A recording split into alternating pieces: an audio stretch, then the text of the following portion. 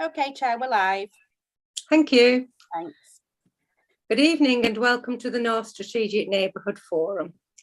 The forum is made up of elected members of the council.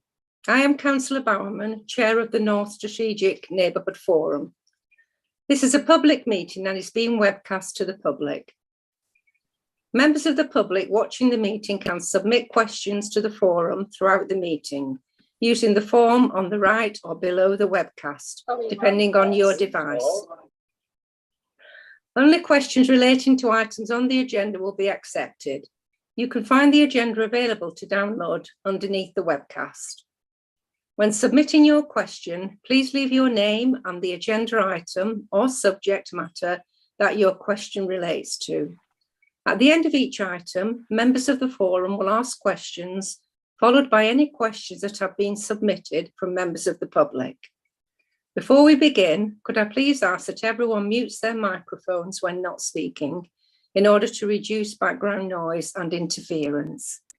And please can members ensure their video camera remains on for the duration of the meeting. Thank you.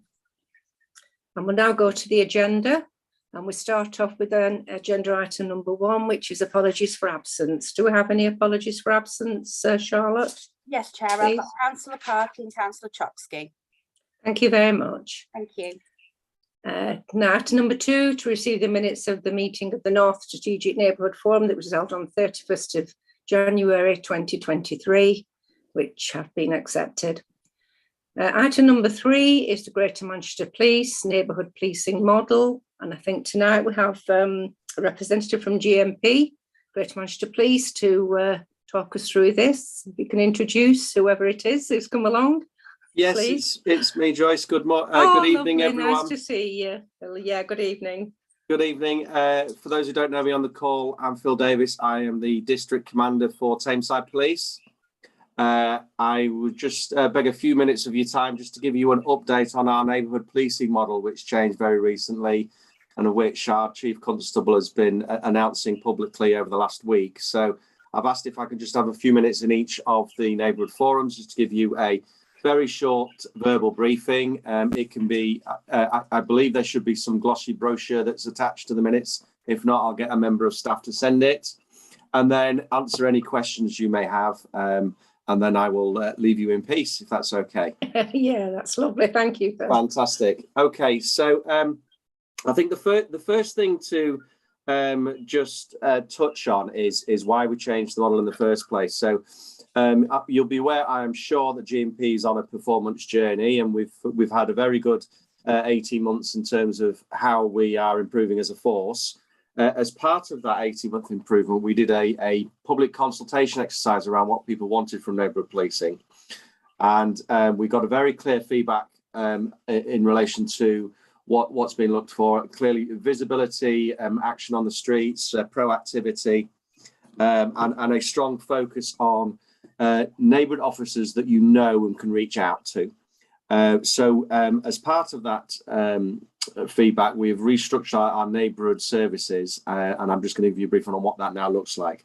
Now, for Tameside, there is going to be no dramatic change because as an SLT, we have been slowly moving towards this in anticipation of launch for about 11 or 12 months. So unlike some other districts where it's been a bit of a big bang approach, we've kind of been restructuring as we go.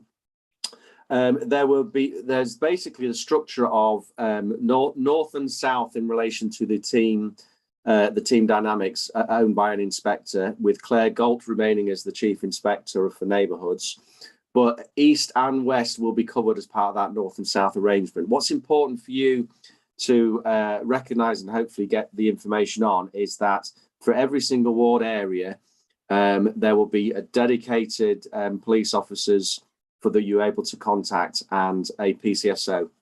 Now, I just want to talk a little bit about the dynamic of the team and the proportion of the team, because that has made some headlines both locally and nationally. So we are reducing our PCSO numbers, but we are replacing them and indeed increasing establishment with police officers.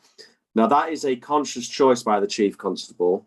in relation to ring-fenced officers for neighbourhoods, but with the powers to both cover PCSO type duties, but also the powers to effect arrests and do all the proactive policing you would want us to do to catch the bad guys. So the proportion of peace officers will go down, but the overall size of the neighbourhoods will go up with more police officers instead.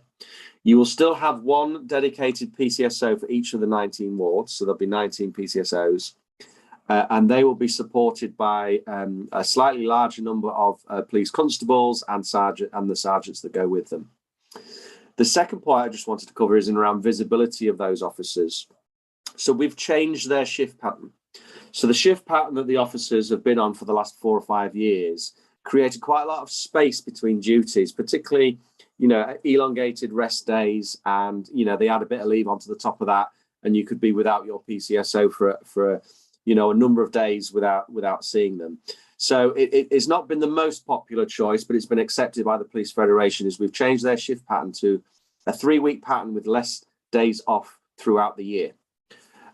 So the hours are the same over the 365 days, but there's less rest days, and it allows us to be more responsive, particularly at a weekend, particularly around antisocial behaviour issues and nighttime economy crime and that kind of thing. It gives us as managers a bit more flexibility with our resources. The other bit I just wanted to add into that in relation to accessibility is the launch of a new app. And I appreciate technology is not everyone's cup of tea, but there's a new app that we're launching called Be in the Loop, which is a neighbourhood alerting system. And if you log in and sign up to that, it will automatically recognise your neighbourhood or your ward, and it will give you up-to-date information on what's going on in the policing world through that app. And it also allows you to contact GMP and identify your officers as well. So that will be with us very shortly. The final bit I just want to talk about is around the management of the team and an additional management layer that's supporting how we do our business. The first bit around the resource allocation is that there's going to be a much stronger ring fencing for neighbourhood officers. So what has been happening in the last few years is very often, because of resource demands, because of pressures on force events and footballs and marches and protests and all that kind of thing, very often we're finding neighbourhood officers being drawn away from their beats to support wider force demands. Now, over the last 12 months, we've made a significant impact in our demand at a response level, and we've increased our resources in the headquarters departments to help manage specialist ops and football matches and all that kind of thing. So it's allowing us to have a much stronger ring fencing policy for neighbourhood officers, where the abstractions away from your wards is going to be less. The other thing that is going to be enhanced in terms of the service is around their problem-solving prowess. So every single neighbourhood officer that's now working within the team is being sent on a problem-solving training course that's aligned to the College of Policing authorised professional practice around how to solve problems, which has got some academic weight behind it. And that's going to be supported by an administration and computer software to allow my management team to assess, quality assure, and manage the problems that are generated within this system. And that should give us a much more rigorous process for linking problems together, identifying things that are a district-wide issue that we need to throw our weight behind, and also identifying when we've solved a problem and learning from it for other parts of the district. So I'm particularly excited about that bit. It sounds a little bit dull, but what it allows my management team to do is really get to grips with the efficiency and effectiveness of the officers that are working in a neighbourhood area. So when they walk out the door, we know whether they're turning left or right, and we know why. So that, in a nutshell, is a brief summary of what is a much larger document that should be sent to you electronically. If you haven't got it tonight, please let me know. I'll make sure you get it. And I'm now at your mercy for any questions you want to throw at me in the time I've got allotted. Thank you very much, Phil. I just wanted to make a comment myself. Quite a few people in my community groups have logged on to the Be in the Loop, and it's very favourable. They really like it. It's a really good idea. So good. it's I'm glad to great hear now. it. Yeah. Anyone else have any comments or questions for Phil? Please let me know now. No. Well, if I can just, Warren, Councillor Bray, I should say. Yeah, I was on mute. Sorry about that. No, I welcome the reorganisation. It needed something doing, obviously. But I'm a bit worried about the abstractions. I mean, the one good thing about PCSOs was you weren't going to abstract PCSOs to do other work, but you'd take the community police officers. Now, if you're getting rid of PCSOs and replacing them with community police officers, the chances of those being abstracted and put on other work, on other jobs, and leaving us without any police again, it's pretty high, that, I think. How are you going to stop it? That's what, it's all right saying you don't want to do it, but how are you going to stop it? Yeah, that's a very good question. You will still have a PCSO on each ward, but you're absolutely right. What's happened in the past is these officers do get abstracted for other things.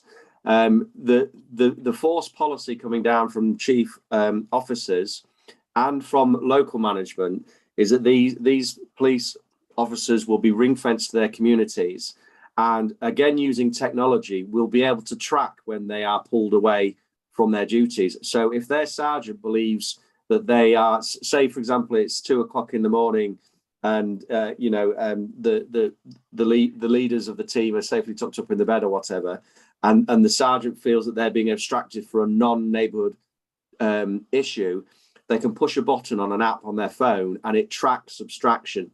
And that abstraction data then gets fed into my weekly meeting on holding Claire Galt to account on how she's managing her neighbourhood resources. So we'll be able to track abstraction from the neighbourhoods based on the sergeant's perception of whether they are doing neighbourhood work or not. So that's the ability to track it, but also it's going to be supported by a huge amount of work that's gone into the last 6 months of reducing our demand. And there's a lot of work that's gone behind the scenes to improve our grade 1 and grade 2 response, which is what the response cops need to deal with, and new recruits coming through who are going straight into the response team to learn their trade. That's giving us more of a critical mass to keep a lid on the 999 demand. You've also got a kind of self-perpetuating loop of improvement by allowing neighbourhood officers to focus on the neighbourhood problems, reduces the amount of demand in itself, giving them more scope to stay on their neighbourhoods. So there's 3 ways that we're going to track that, and I'd be very happy to come back in 6 months' time and let you know how that's going.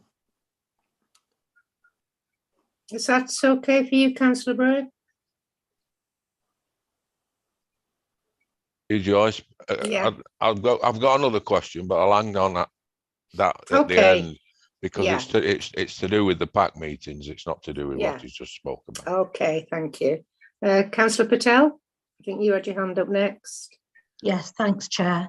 Thanks for the presentation, Phil. That was really good. It obviously sounds like you've been a lot of consultation, a lot of thought gone into the new kind of structure. I've got 2 questions. One of them is, what will be the response times for 101? Will people be able to get through? Will they be able to connect, with GMP? And my second question is, can you give me a little bit more detail on the app? Because that sounds really interesting. That's another way that people can communicate. Absolutely. So in relation to grade 101, we would call our grade 2 response time. So that's the non-emergency number. As of this morning, that was 1 minute 30 seconds, which is actually fairly high for us. We're normally getting under 60 seconds for the grade 2s.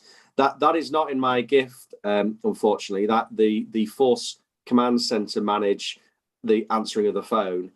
It was reported. It should be reported in the press by now, but it was reported through to us as district commanders a few days ago that we're now the best force in the country for answering the phone. So 999 calls are now under 2 seconds, and our 101 calls generally under 60 seconds. That makes us the best in the country on answering the phone. So long may that continue. My job, of course, is once the phone's been answered and the job's been allocated, my officers from my 2 police stations get there in time. So that's my bit I need to focus on. The second bit in relation to the app should be on the, forgive me, I can't see the screen, but I don't know if you've been given the document on your minutes. You should have been done by Democratic Services. The app is on that pamphlet. It's called Be in the Loop. You can access it through your phone, your tablet, or your laptop, whatever's your fancy. And it's a community messaging system that recognises the areas of Tameside that you're interested in via postcode, and it'll fire you updates on what's going on. So, you know, if there's a particular significant incident, if there's anything critical, if there's a problem that we've deemed large enough to let the public know about because it might be some big antisocial behaviour problem on a field or something, we will use that to proactively let you know what's going on, and then you can do likewise. You can send information back in. If you just go onto your Apple or Android store app and just type "Be in the Loop," all one word, it should come up. If not, a Google search will bring it up. Great, thank you. It is B-double-E, isn't it, Phil? It is B-double-E. Yeah. B as in the insect, in the loop. Yeah. Okay, that's great. Thank you. Thank you. And I think Councillor Fairfowl was the next before there were Councillor Turner. Yeah, thanks, Joyce. Just aware it's a big agenda, so just want to flag something. I think what we do, well, certainly in my ward, is quite well. Is the community sort of meeting type thing, which your PCSOs and local police actually do support.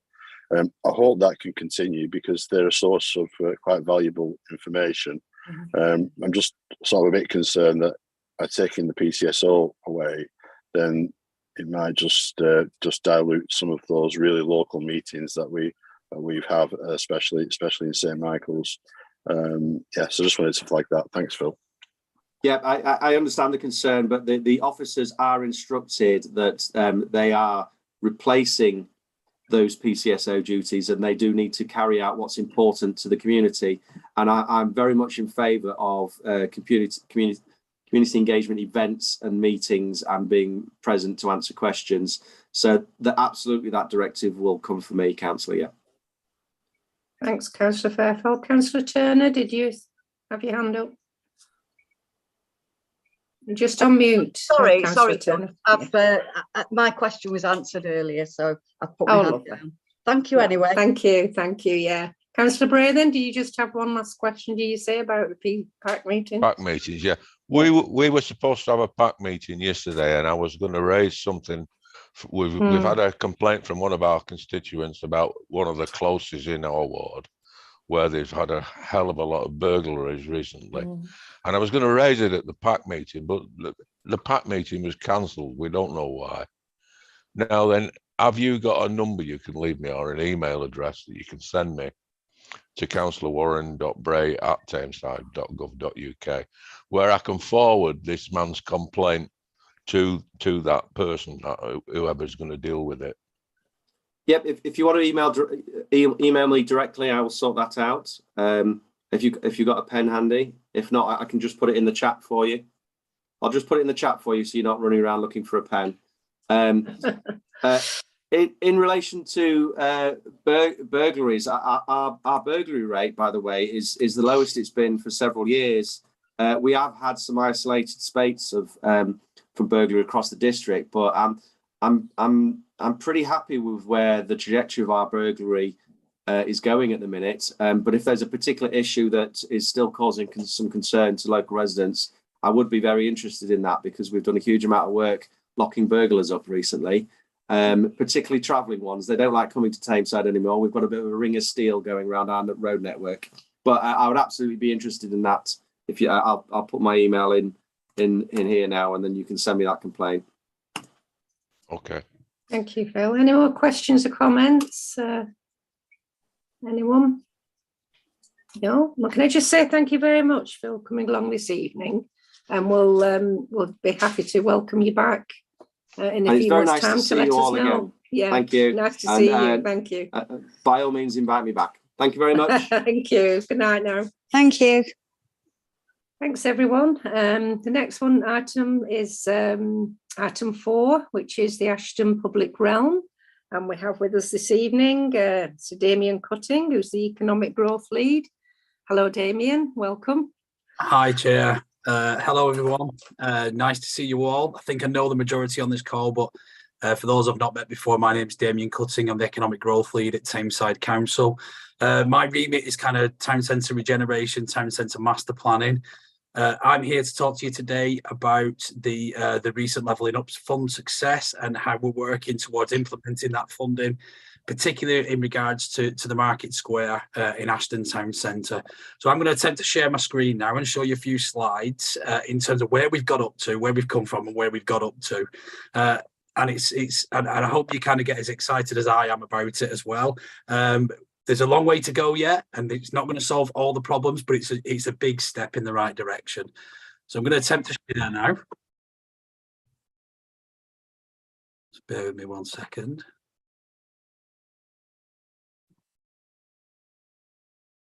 Does anyone want to give me a shout when they can see my screen? Yes, I can see it, Damien. Excellent, brilliant. Thank you very much. Okay, so this is just a bit of an introduction for you. So just to let you know that the focus is for this meeting not very much on the Market Square in Ashton. In particular, we're looking at kind of a comprehensive public realm strategy for the town centre. So we're not just looking at the Market Square in isolation, even though that's the focus for this and the Levelling Up Fund. We have got a wider public realm strategy we're working on across the town centre.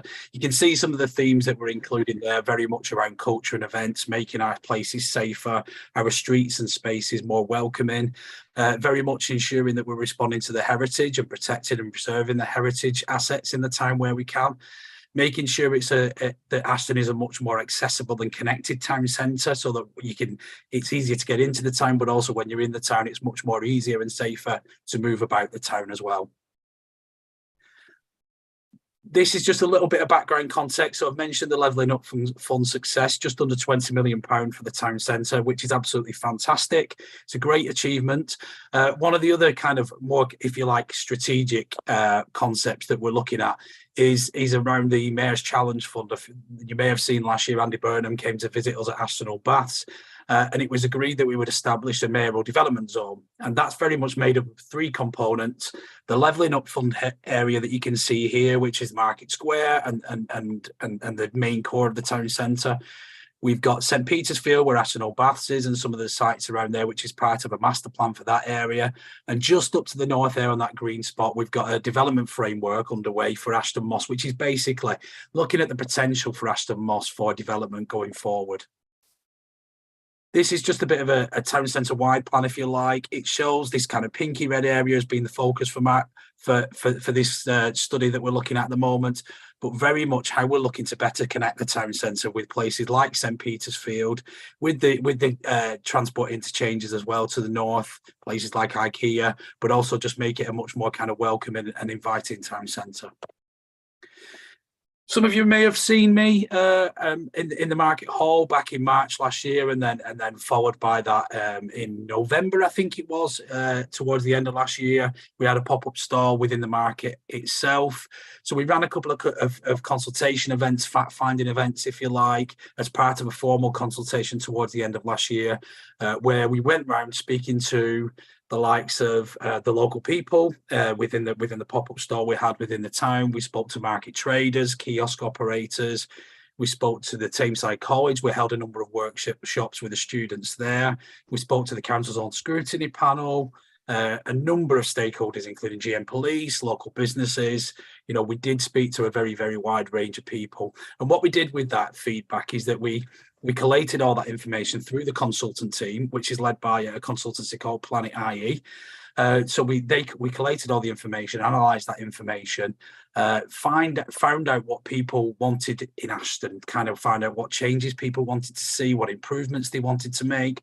It will come as no surprise to you, I don't think, that some of the responses we had back from that and some of the consistent themes were around antisocial behaviour and very much kind of making Ashton a safer place through the design process, which is kind of what we're talking about today. Accessibility, so people getting around the town centre, very much the levels, particularly in Market Square, based on previous developments, are fairly kind of uneven, making it, some trip hazards and such that are in the way there. Making sure that we retain the heritage assets within the town, and that we make the most of them, the likes of the Market Hall, the Town Hall in particular, as that real kind of backdrop to kind of emphasising the assets that Ashton has. The focus, there was quite a big focus around the current market stalls as well, and the kiosk there. A number of people did kind of obviously like the fact that Ashton had an outdoor market, but they felt that the physical fixed market stalls were an attraction to antisocial behaviour, that a number of days in the week they were vacant. So again, as part of that vacant space, that it was attracting unwelcome attention. We've obviously since had the public space protection order introduced, and I'm working quite closely with Sergeant Rob Froggatt in the area in terms of how we can make sure we're working better together going forward through this design process as well. But yeah, overall, I would say there was a very much a mixed bag, some negative, some positive, but ultimately people just want to see change and improvement within the town. So some of those key messages that we split these into kind of 3 areas. So if you recall, maybe at the last time I spoke to you, or the last time you may have seen some plans for the town, we kind of spoke about some design principles very much around Market Square and how we can improve Market Square.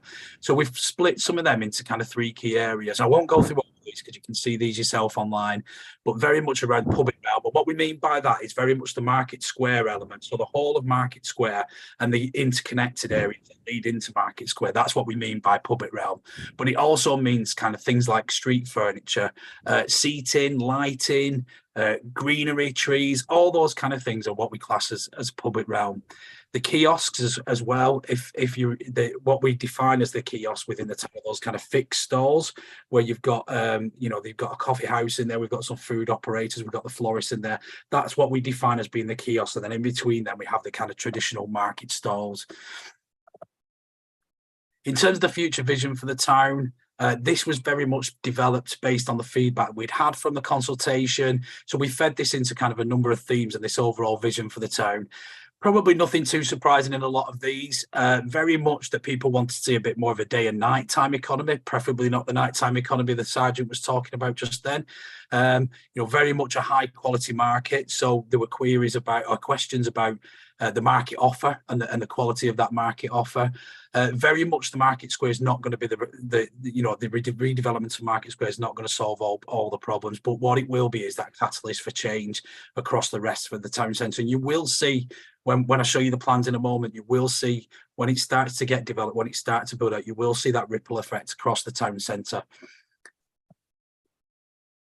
This is, again, very much a concept design in terms of how we're looking at the different spaces within the town, the commercial district of St. Petersfield, how that links up with the retail core, if you like, of the Market Hall, Market Square, and then the cultural quarter, if you like, of the Portland Basin, the blue and green corridors, so the rivers and canals that we have in the area, and very much exploiting them and incorporating them much more into the town. So this is the first artist impression that we've had. So, this is the first artist impression that we've had prepared. This is part of the strategy which is going to council executive tomorrow for final approval. So as you can see, this involves a comprehensive redevelopment of Market Square. It's quite obvious there that we're also looking at the installation of a canopy, if you like, with a fixed kiosk provision underneath that. So this will involve the complete removal of the existing provision in terms of the market stores and the kiosks within Market Square. But what we have done is that through the consultation and through the engagement we've had with market traders, we've taken that feedback on board. People did say that they wanted an outdoor market in Ashton, but they wanted a better quality outdoor market in Ashton. People did say that they wanted to retain a kiosk type facility. So what we've done is incorporated a kiosk facility within this new design. And as you can see there, the vision is very much around making Ashton a modern market town for everybody. And it's not just that it's a destination for attracting local people, but also visitors. We want to bring people in the area and outside of the area that wouldn't normally visit the town centre of Ashton. We want to build something that will attract those people within the town. So in terms of that modern market vision, very much creating a flexible space. So the size of Market Square in Ashton is very, very unique. We've done a lot of comparisons compared to other town centres, and it's huge compared to other town centres. Even across European cities, it's of a quite a large scale. We want to make sure we make the most of that and actually embrace that size, if you like. So we want to create flexible spaces for events, for different activities, whether that's cultural, different entertainment, whether it's music, live music, or public art within the space. We want to make sure that it's very much a flexible change, a flexible space. We don't know what's going to happen tomorrow. We don't know what's going to happen next week. We just need to make sure that what we do build within the town centre, within the Market Square, is very much flexible and responsive to any changes that we might get going forward. I won't go through all of these, but I will kind of move on to this kind of just a bit of an overview, if you like. It gives you a bit of an idea in terms of a bird's eye view and some of the scale we're looking at. So the dotted line that you can see there is the outline of the canopy. Underneath that canopy, we will have a provision for outdoor market stall pitches. We will have provision for a new kiosk type facility, all of which will be based under this canopy.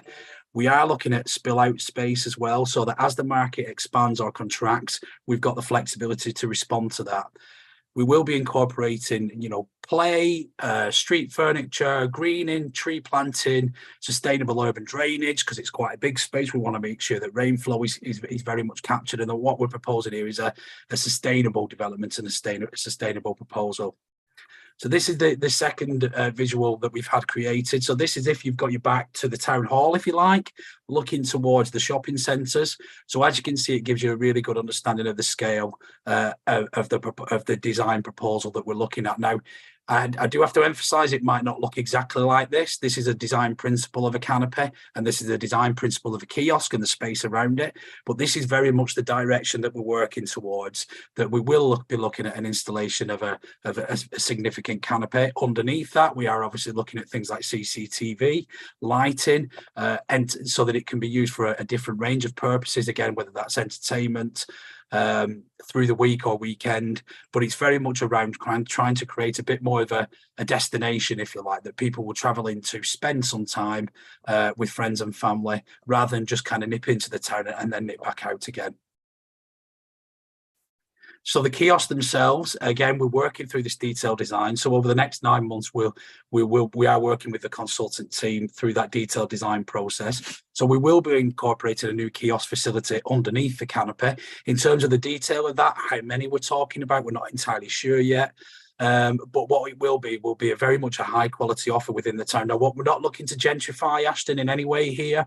Yes, we've got pictures of Altrincham and places in London and around the country there. That's not what we're looking to do. We are looking to make sure that whatever we do provide and whatever development does go forward in Market Square is very much embraced into the local community that's there at the moment, but also at the same time attracts that wider demographic within the town. Again, public realm there, I won't dwell on this too much. I've just explained what this is, but it will be very much high quality. We'll be looking at the paving, levelling out the Market Square as much as possible, incorporating green and seating into the spaces so that people feel more welcome and it gives people more reason to spend time within the square. This is just very a kind of high level view in terms of the focus for the Levelling Up Fund. So I want to use this slide really just to manage the expectations. 20 million sounds a lot of money. Just over 11 million will be spent on the public realm. There will be a portion of around 3.5 million going to the town hall, but 11.2 million will be spent on the public realm. Now, as we all know, the economic crisis that we're in at the moment, inflation's kind of going up on a continuous basis, as our building costs. So what we want to make sure is that we do focus on Market Square for the time being, but we have also identified future phasing as and when funding becomes available. But we as an authority, and I'm sure you as a local community, want to make sure that we get Market Square right. That's the main purpose of the Levelling Up Fund, and that's what we're here to do, to make sure we do get that space right. In terms of next steps, this report is going to Executive Cabinet tomorrow for determination, where we're looking to get approval to kind of proceed onto the next detailed design stage.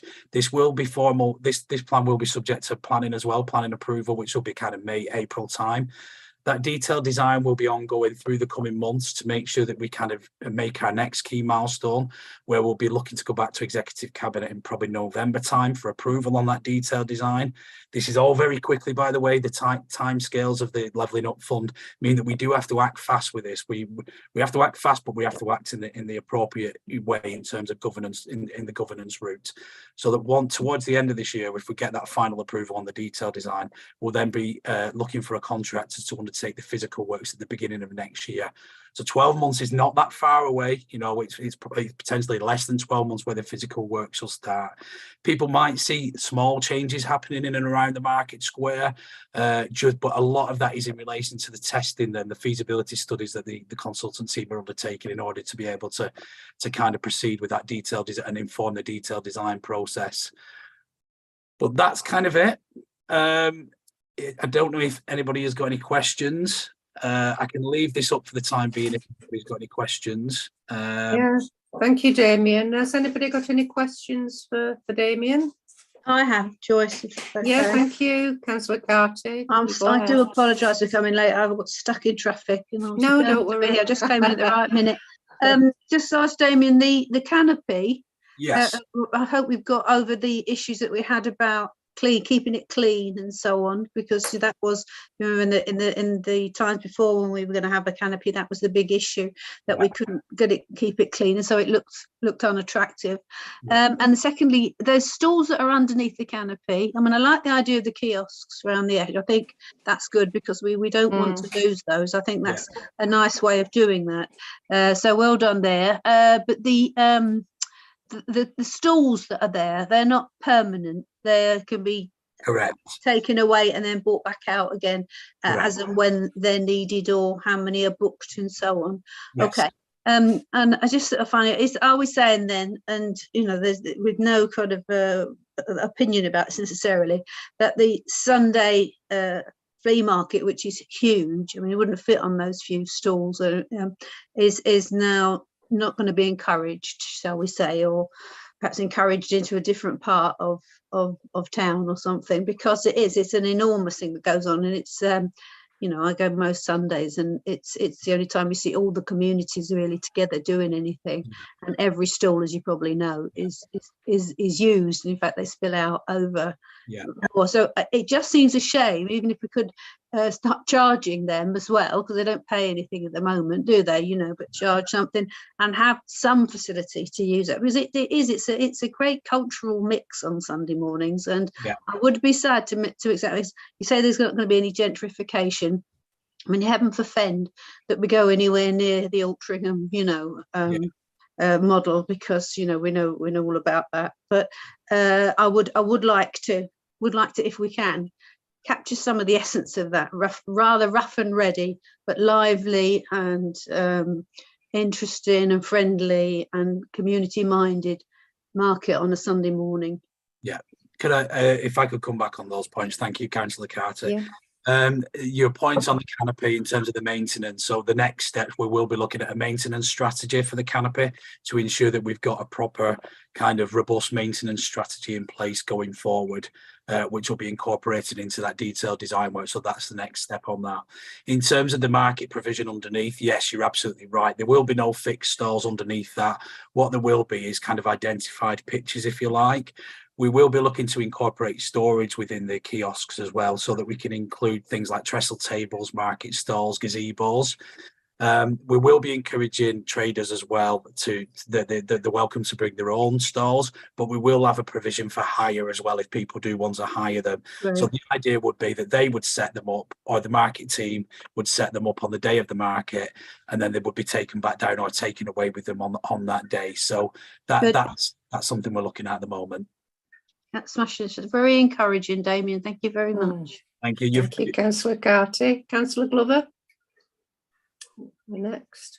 Yeah, it's only a quick one. Whilst all this is going on, are we going to continue with some of the maintenance? I'm concerned with Fletcher Square. Last time I was around there, there's patches of tarmac. Some of the flags are loose. It's uneven. It's dirty. It's just been neglected for quite a while now, and that needs to be kept up. Otherwise, that's going to deteriorate even worse. And the clock doesn't work still. No, no, it doesn't. Yeah, absolutely. So we will be looking at the interconnected areas as well with the town. As I said, the focus for levelling up for will be on Market Square.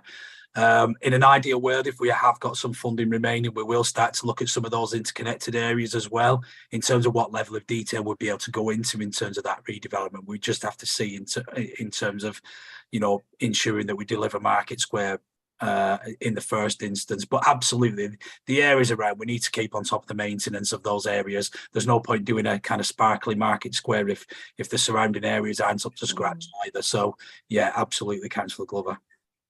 Okay, thank you. Thank you, Councillor. Any more questions or comments for Damien? No. Well, thank you very much, Damien. I think it's looking very encouraging, especially if we can just do a little bit like they said with Fletcher Square or perhaps the Avenue, or if there's enough money left. Did you want to say something else, Councillor Glover? Does Councillor Drennan want to say something? Hands up. Councillor Drennan? Yeah, sorry, I can't see you on there. Sorry about that, Councillor Drennan. Go ahead. I can just see you now. I think you're on mute, Councillor Drennan. There we go. No. I think you're still on mute. You're on mute. Oh God, you can't bloody see anything. They are. Can you hear me now? I do Yes, apologise. It's just really about the police speaking to our local police and the PCSOs about the canopy. Like the express concerns of, in the evening when everything's put away and with the canopy being over. Yeah. Just to make sure that there is proper CCTV, because they were saying, if there's anything in a corner. Yeah. Just to make sure that it's well monitored. Yeah, no, it's a real priority of ours, Councillor. We are speaking to Sergeant Rob Froggatt on a daily basis, and we have kind of like a task force design team, which includes things like security. We've got the community safety team on there.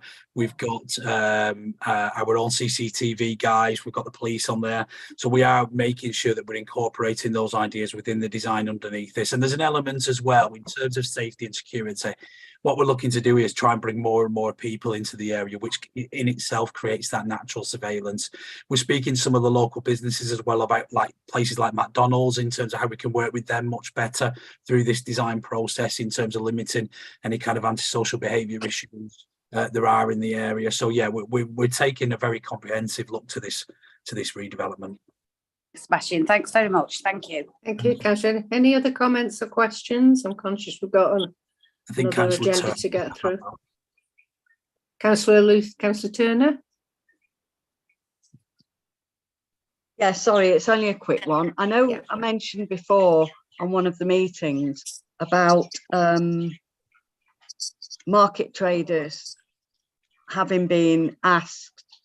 Have I missed anything about that? I didn't hear anything said about what the market traders actually think, how much input they've had.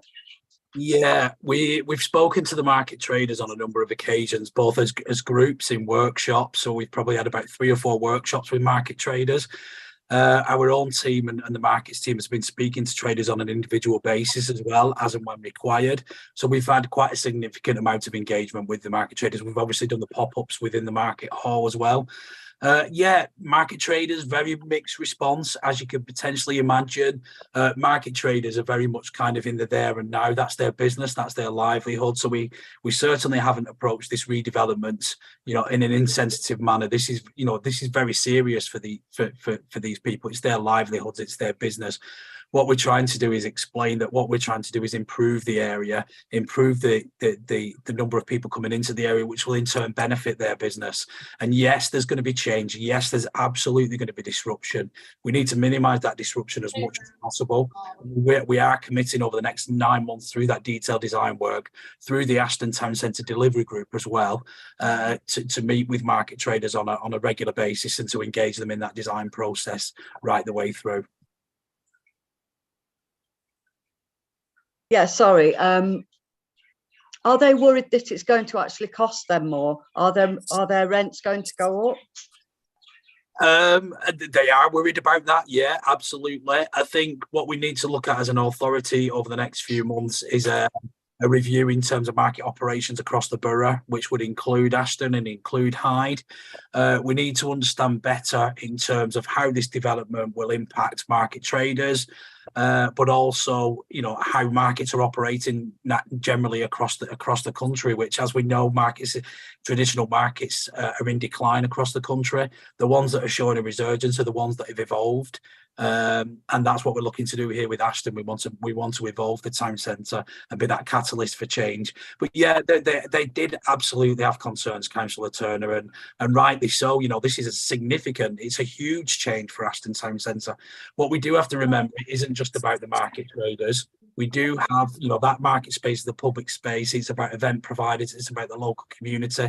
But what we've tried to do through this next time, and what we'll be doing through the detailed design, is we have listened to them. They do want to retain a kiosk facility. They do want to retain an outdoor market. I know somebody mentioned the Sunday market earlier on. At the moment, there's no plans to take that away from the market square. So we want to make sure that we've got that provision within the town centre. But going forward, I think a review of the market operations will be required to make sure that it's very much up to date and in line with the way of thinking of market.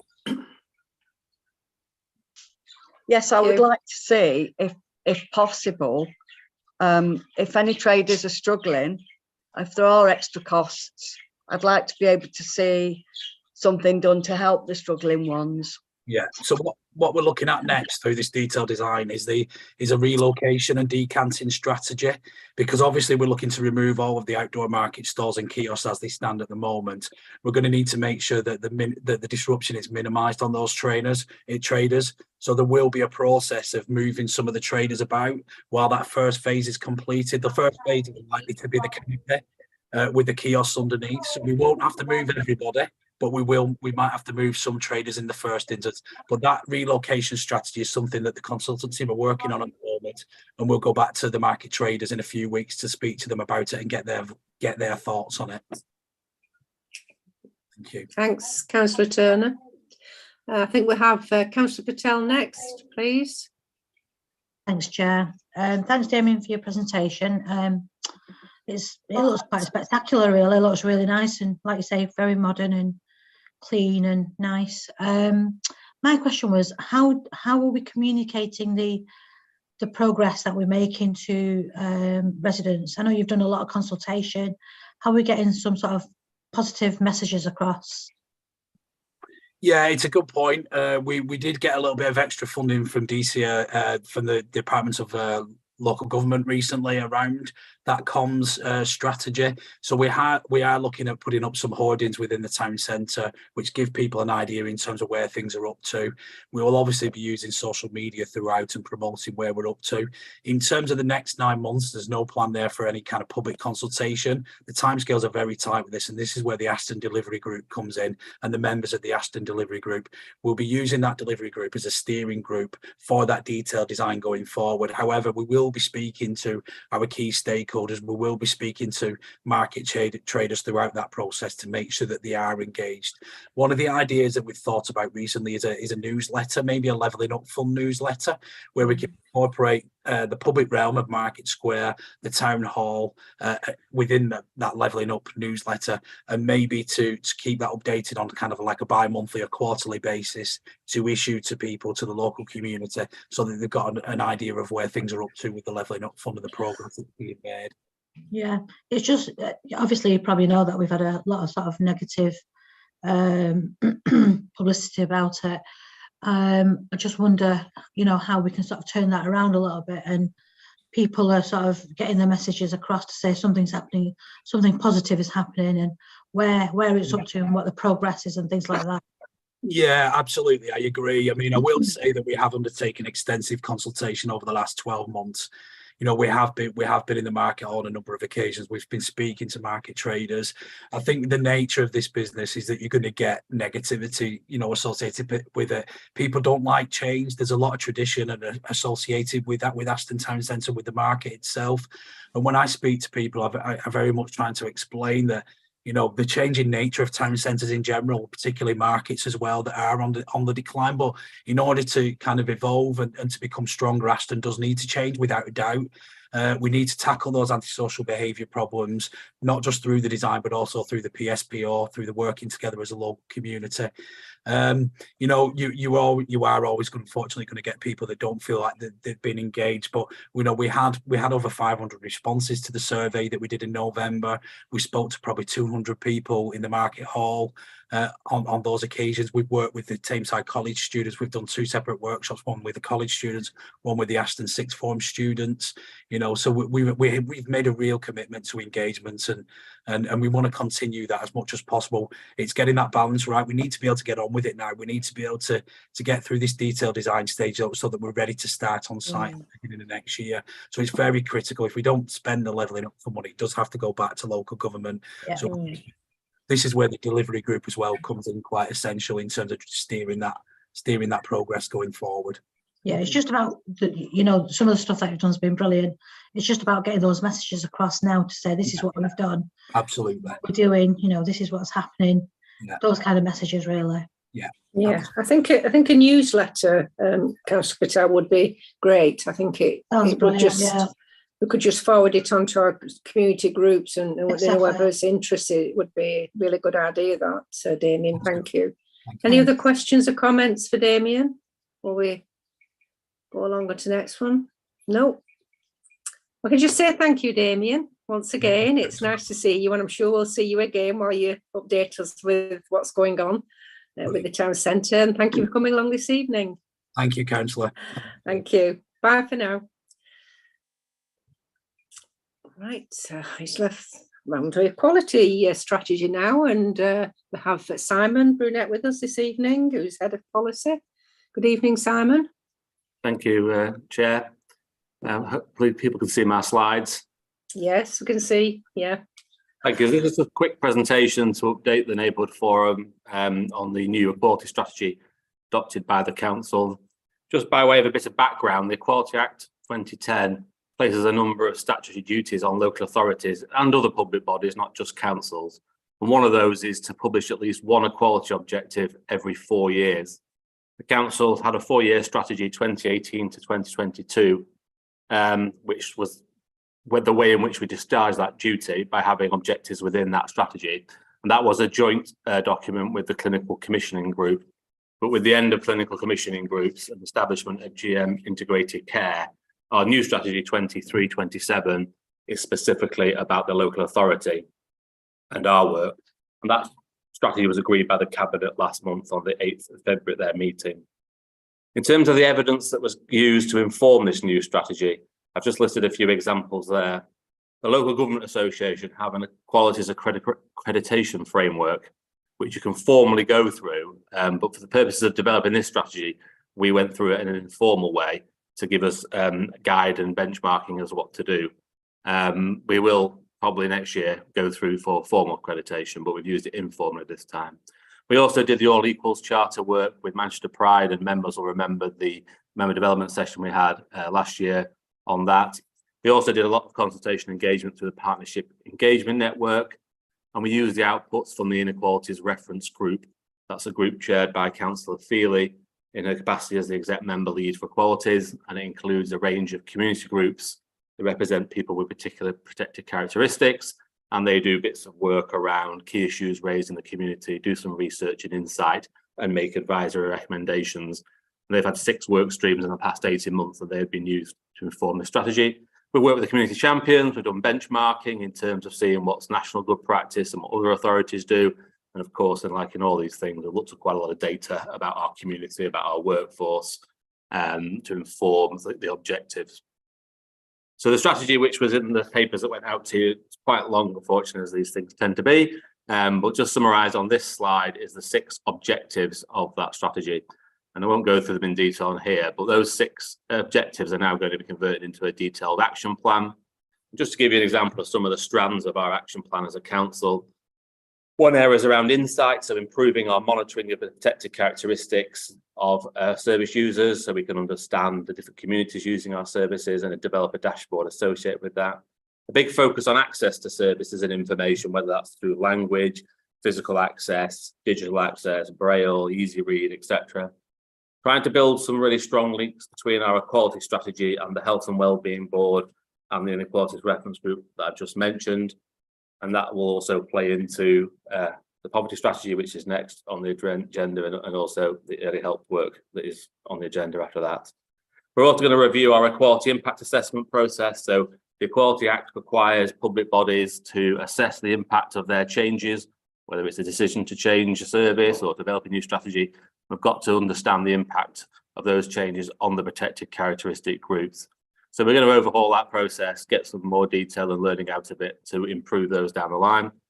Some staff training about different communities and ensure that staff can engage effectively and appropriately with the different communities in the borough. As I mentioned before, we'll also undertake that LGA equality accreditation scheme formally next year. I just want to briefly mention protected characteristics in the Act. So on the left-hand side, you can see the 9 protected characteristics that are defined in the Equality Act 2010. Local areas can adopt their own local protected characteristics if they want to, that feels relevant to their area. And in Tameside, we've had 4 local protected characteristics over the last few years of carers, breastfeeding, armed forces veterans, and mental health. The strategy agreed on the 8th of February last month also adopted 3 additional local protected characteristics. One of them is socio-economic duty, which is, really clearly links into poverty, which is the next item, but also cared for children and care leavers. And that was felt appropriate and relevant to support our journey around children's services improvement and better outcomes for children and families. And when we're making service changes, not just in children's services, but in all our services, understanding what the impact is for cared for children and care leavers. This is not just about children's services, it's about all services. And the question mark is just because as we go along, we may think that there are other groups that we want to add to our local protected characteristics. And then just the final slide is to mention some associated work. I've explained the inequalities reference group's role. From members' point of view, it acts sort of like an informal external scrutiny panel. It looks at key issues and makes advisory recommendations. You can see there the 6 work streams that they've already completed, and they've just recently identified their additional work streams for the forthcoming year, which are around debt, private renter sector, education skills, and access to healthcare from people from ethnic minorities. So those 4 pieces of work will inform other strategies going forward. And on the right-hand side, I've just again listed some other examples of associated work. For example, the white ribbon accreditation around violence against women, which I think was discussed at each neighbourhood forum last time that James Mallion came. So thank you, Chair. That's just a quick run through on that strategy. Thank you very much, Simon. Have we got any questions or comments from anyone on the quality one? No? No, thank you, Simon. I think the next agenda item is yourself again, isn't it? The anti-poverty strategy. Simon? Thank you, Chair. So again, just a few slides to update members on the new poverty strategy for Tameside. You can see there the strategy is called Building Resilience, Tackling Poverty in Tameside. And it's called that because we want to put a positive focus on trying to improve people's resilience in a cost of living crisis and in long-term issues of deprivation. So the strategy is about mitigating poverty in the short term, alleviating poverty in the medium term, and trying to prevent poverty in the long term, trying to build resilience in our communities. In terms of gathering evidence, we did a whole range of activity, particularly including focus groups and client feedback. So speaking with people who had used, say, welfare rights or homeless advice services and discussing with them what their challenges were at the moment, coming out of COVID and as the cost of living crisis developed and energy prices. We also did some general public surveys and some work for the Partnership Engagement Network. So as well as speaking directly with people seeking support around poverty, we're also going out there and speaking to the general public as others will be increasingly concerned about their financial situations. Members will be aware of the Poverty Truth Commission, which has been led by GM Poverty Action Group over the last 12 months, which is a group of grassroots commissioners, as they call them, who are feeding in their views and their experiences on a number of areas, including housing, mental health, and how to access services. They published a report last November with a series of recommendations, independent group, and in our strategy that's been agreed by Health and Wellbeing Board, all the recommendations of the Poverty Truth Commission have been adopted. as they were really essential and vital information for us that we needed to act upon. Inequalities reference group I mentioned about, we did benchmarking and mapping as in the other strategy, and then we have a very detailed poverty needs assessment. And I'll send a link round after the meeting to where the strategy is and where the needs assessment is, but we've done a really detailed piece of work that sort of almost sets this benchmark of where we are in Tameside at the moment, and then we can use that to monitor the impact of the work that we're doing.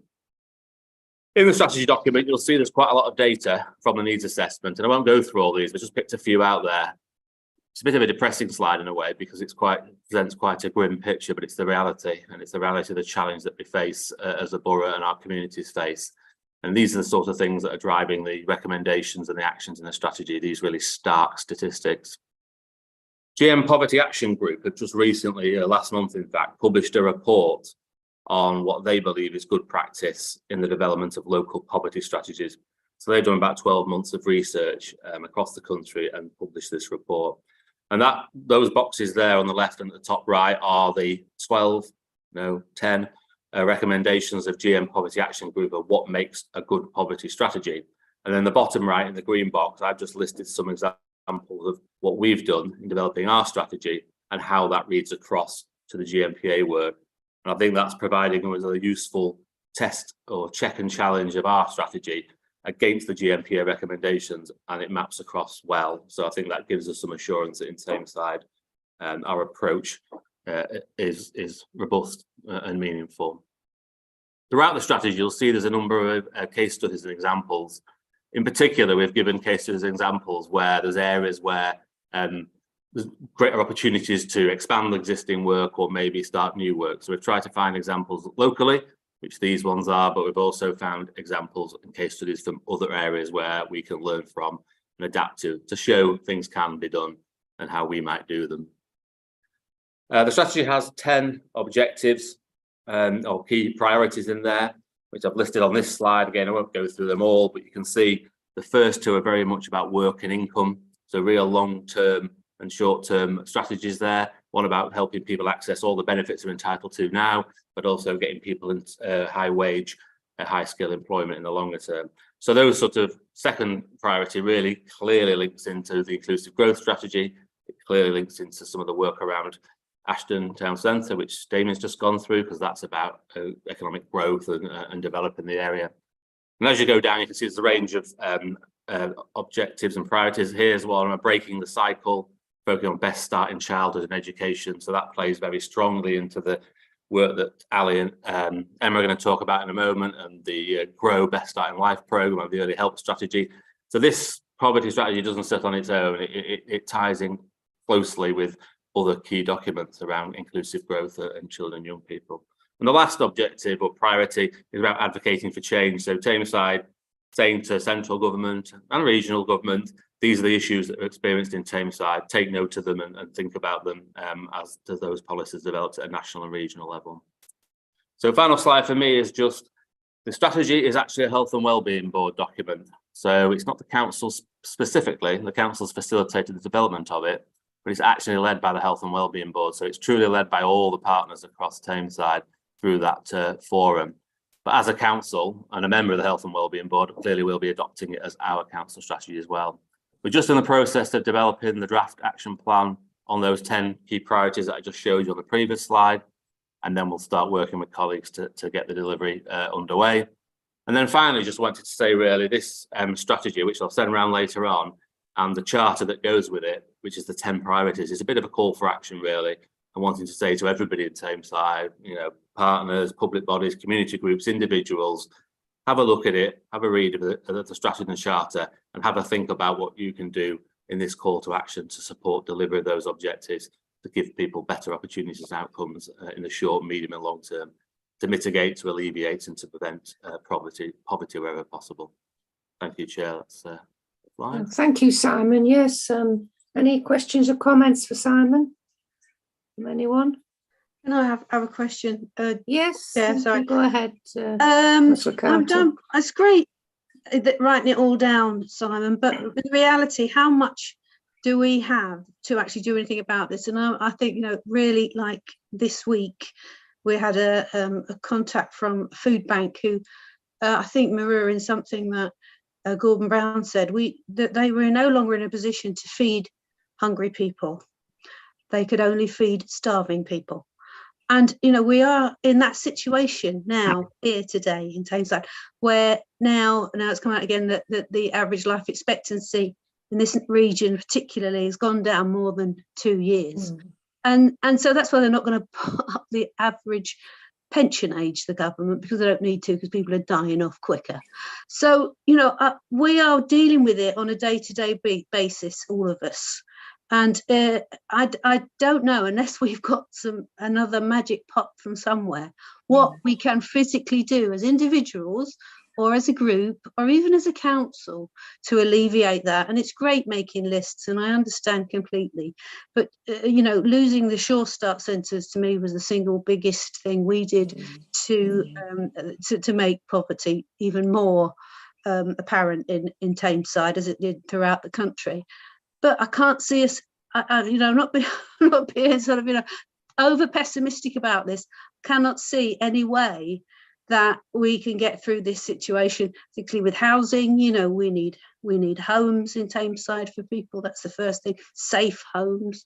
You know, we need better health, and we need most of all, we need better wages, because if we had better salaries and stuff, people could sort a lot of this out for themselves. But the people are living not even on poverty wages now. It's beyond that. So, I don't know, Simon, and there's nothing I suppose you do. At least you've listed it as a way. But what else in reality?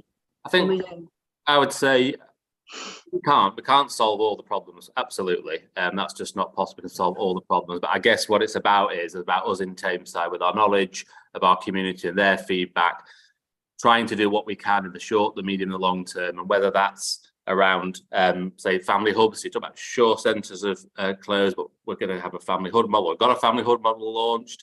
So that's a big step towards a local solution to those things. Again, it won't eliminate every challenge and problem for families, but it'll go an enormous way towards delivering a new model, whether it's debt advice and access to money. So we've piloted and developed the money advice referral tool with GM Poverty Action. Won't solve all the problems, but it makes a big step towards. And I think that's why the action plan will have quite a lot of detail. Some of it will look quite small scale, but collectively it will make a difference. But yeah, we won't be able to solve all the problems, which is why there's that 10th recommendation. One or two of them will be nice. Yeah. And that's why there's that 10th recommendation is to say, to lobby national government and of whatever persuasion to say, these things can't be resolved locally. So we're looking for some help in these key areas. And one of those things, whether that's, you know, no fault evictions, the £20 universal credit, help with childcare costs, those are the things that we will lobby nationally for. But yeah, we can't solve them all, but we can have a plan that sets a path, short, medium, and long term, to make our contribution. And we can see that in this, but also inclusive growth, early help. So it's coming together as a package, but yeah, it won't solve all those problems, unfortunately, being realistic. Yeah, Thank you, Simon. We understand that, Simon. It is an uphill battle, isn't it? Especially in our area with poverty being as it is, you know, but we're grateful to you, Simon, for all you're doing. Thank you. Any more questions or comments for Simon, anyone? No? I'll just say thank you very much then, Simon, for your report tonight. And we'll go on to item 7, which is the early help strategy. And we have Emma Lewis with us. Service manager, are you, Emma? I don't knock down more than you are with that. Can I just say welcome and thank you for coming along this evening? Thank you. Can I just check that everybody can see my screen? Yes, I can see it, Emma, and I think everyone else probably can. Thank you so much. Thank you, Chair.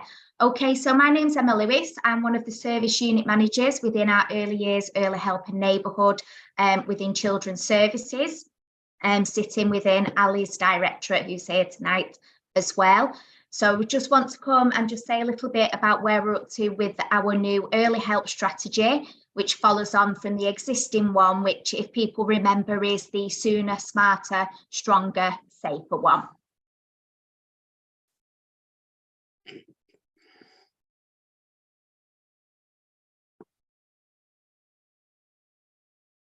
Okay, So introduction, so early help means providing extra support to families. So I'll go through a couple of the key things that will be covered in this strategy, but obviously this list is by no means exhaustive.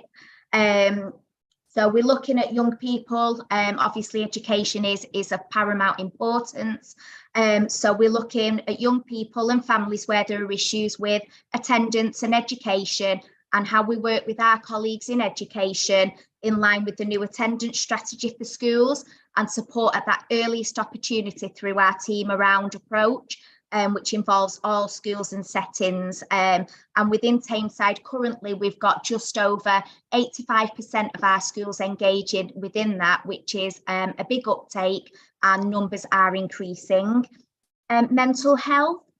Again, we work with our colleagues in health, and it's very much a graduated response, utilising a range of services that start kind of lower down within our voluntary sector, so Cooth, the Anthony Seddon, Togmind, and then kind of move up and escalate up that continuum to our more specialist services such as CAMS. Children missing healthcare appointments, that neglect, again, right across that continuum.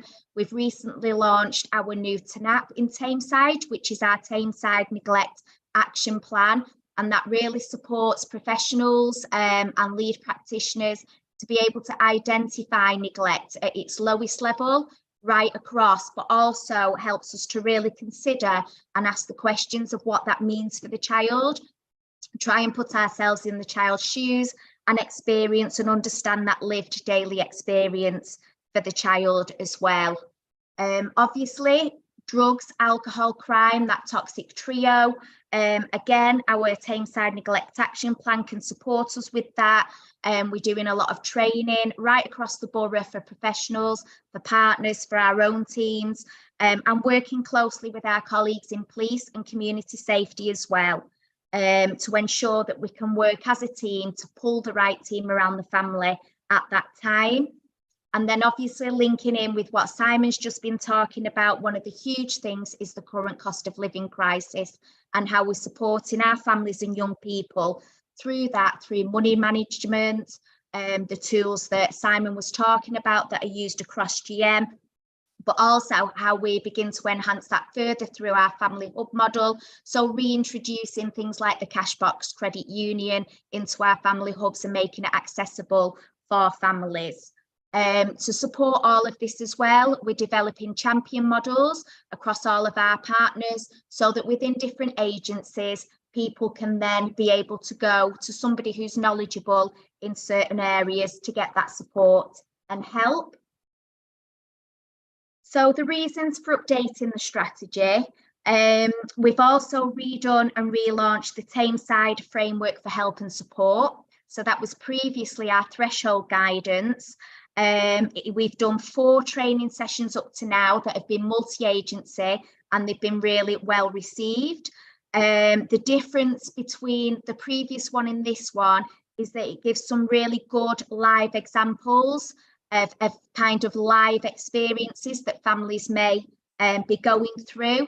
It talks about where on that model a family may sit, and gives examples of what help and support is there and available and needed. It also supports practitioners in identifying whether that family need help or whether that child might be at risk of harm. It also fits very well within our early help transformation. Again, there are specific themes with that, and fits well within our new family hub model that Simon also touched upon before.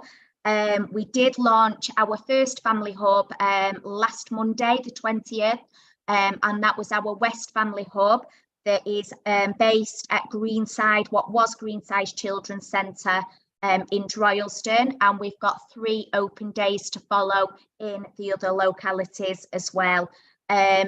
That really supports and develops and expands our offer kind of pregnancy, so 0 through to 19, and any young people up to 25 that might have SEND. So it's very much how they can access support at all levels, and provides a really holistic support for family through almost that one-stop shop, and bringing services to the family hubs so they're accessible and local for families.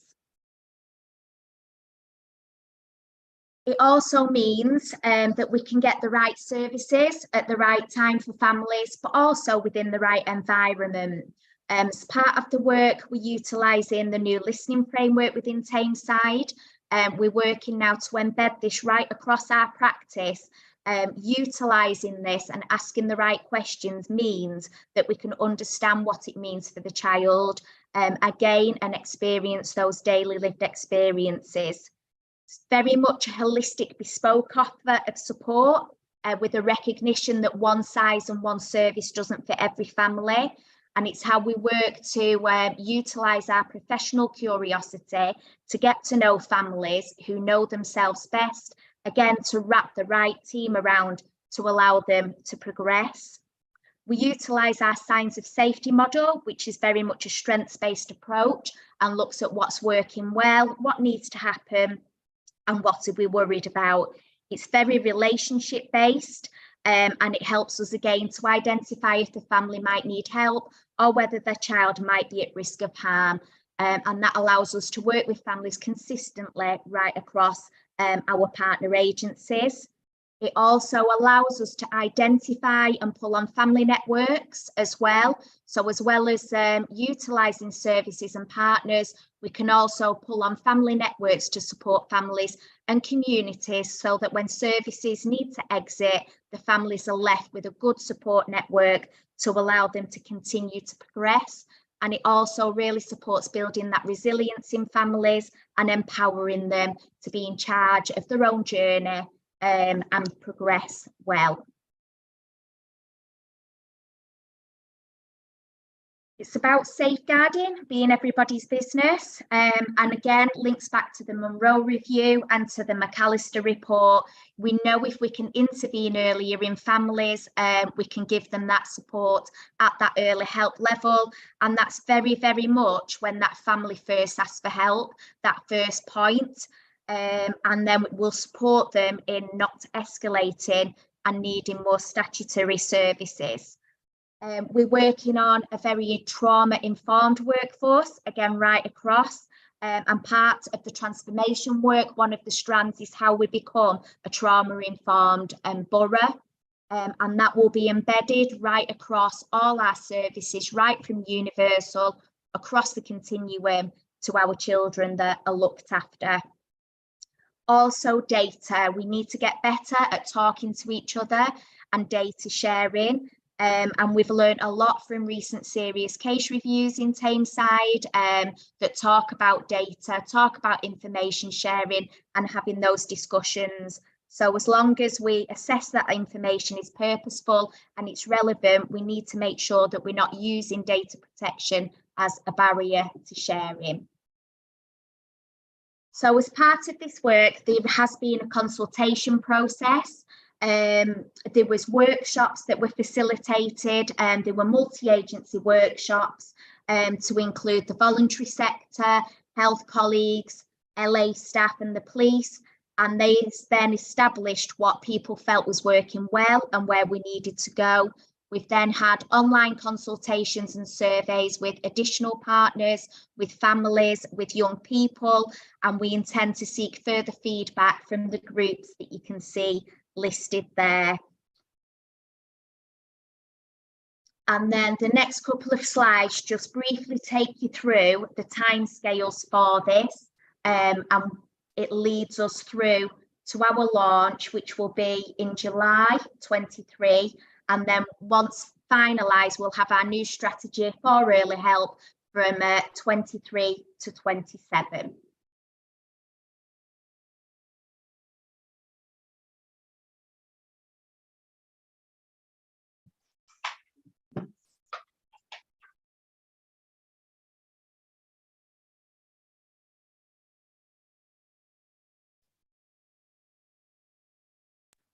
Councillor Carter, did you want to ask a question now? Yes, I just wanted to ask you. Thanks, Emma.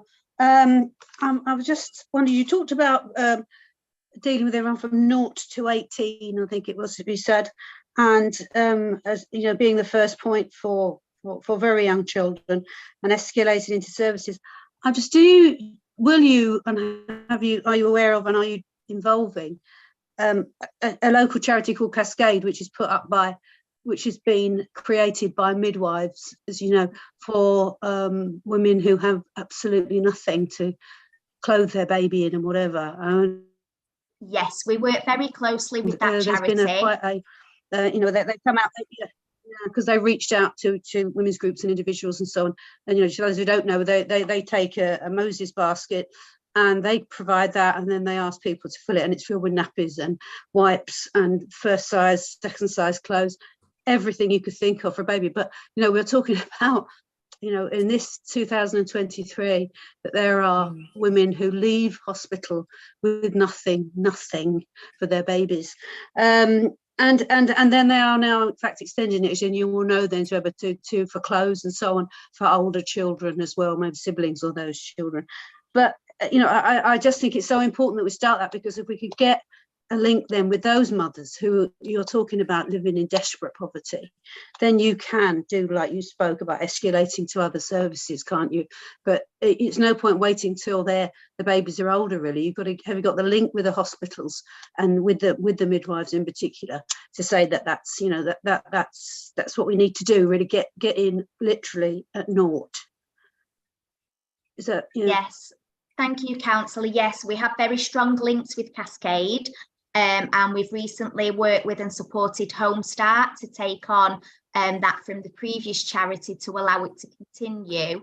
And we've also met with Home Start how we can further develop those links to support families. And a few of the ideas that we've got is we have our online parenting support.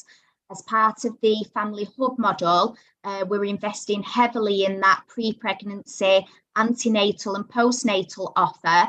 And we've now got postcards that have been developed that are going to be given to every family that accesses Cascade. And we've also got a lot of home learning resources that are also going to be given to those families. And again, we work very closely with our colleagues in health and midwifery, who will co-deliver our Solihull antenatal and postnatal courses with us.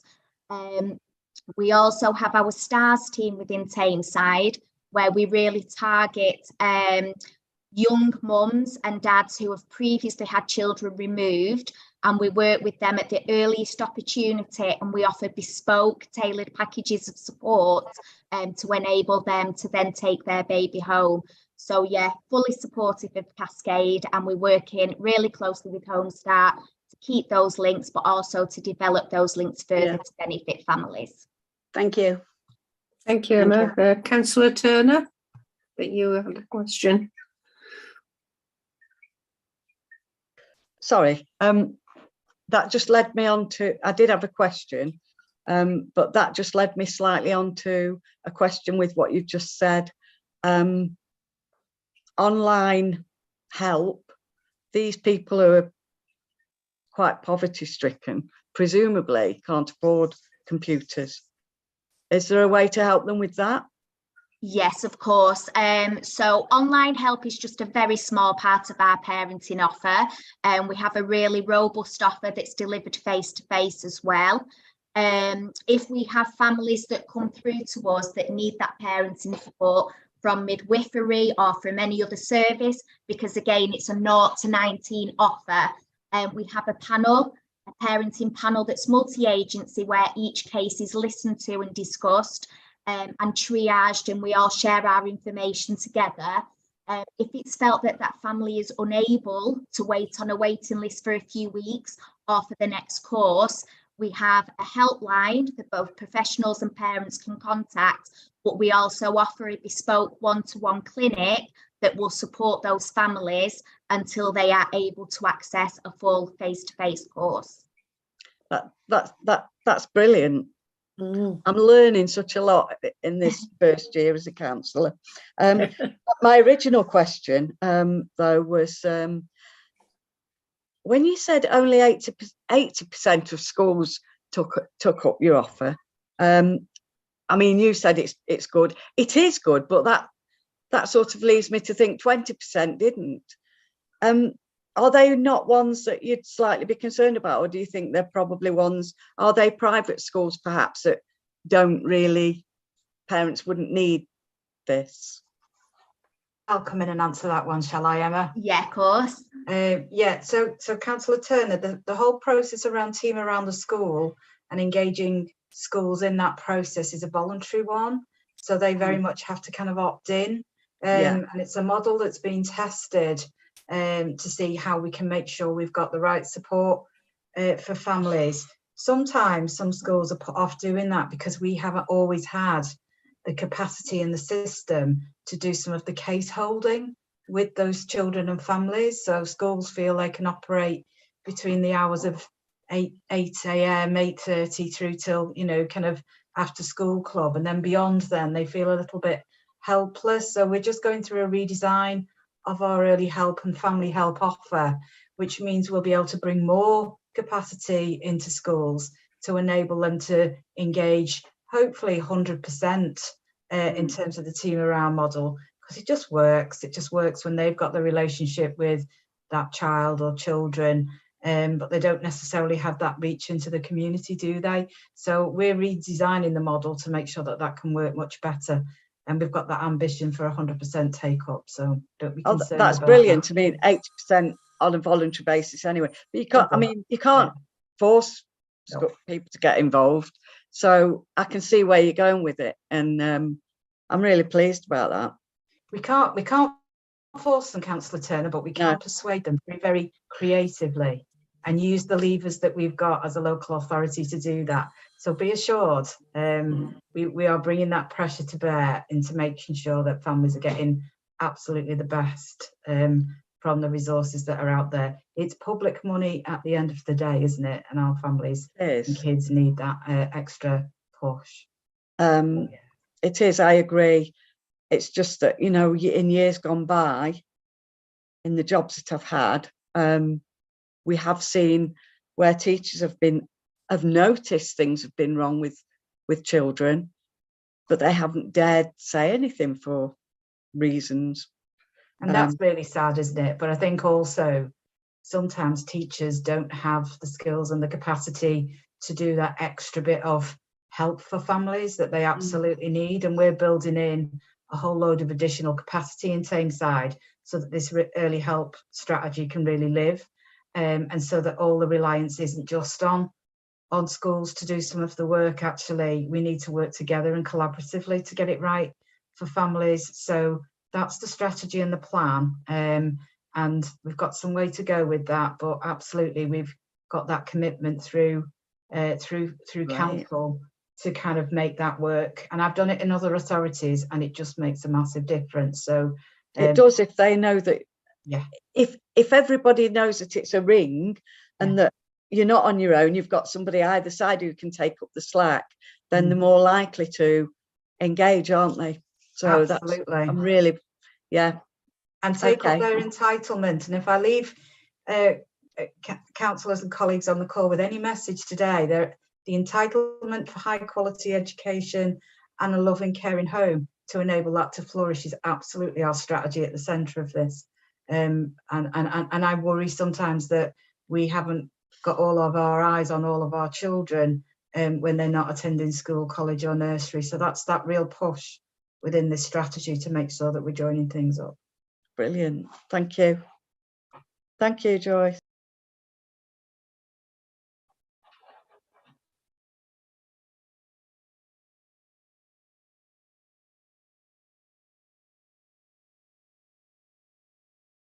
Sorry, Chair, you're on mute.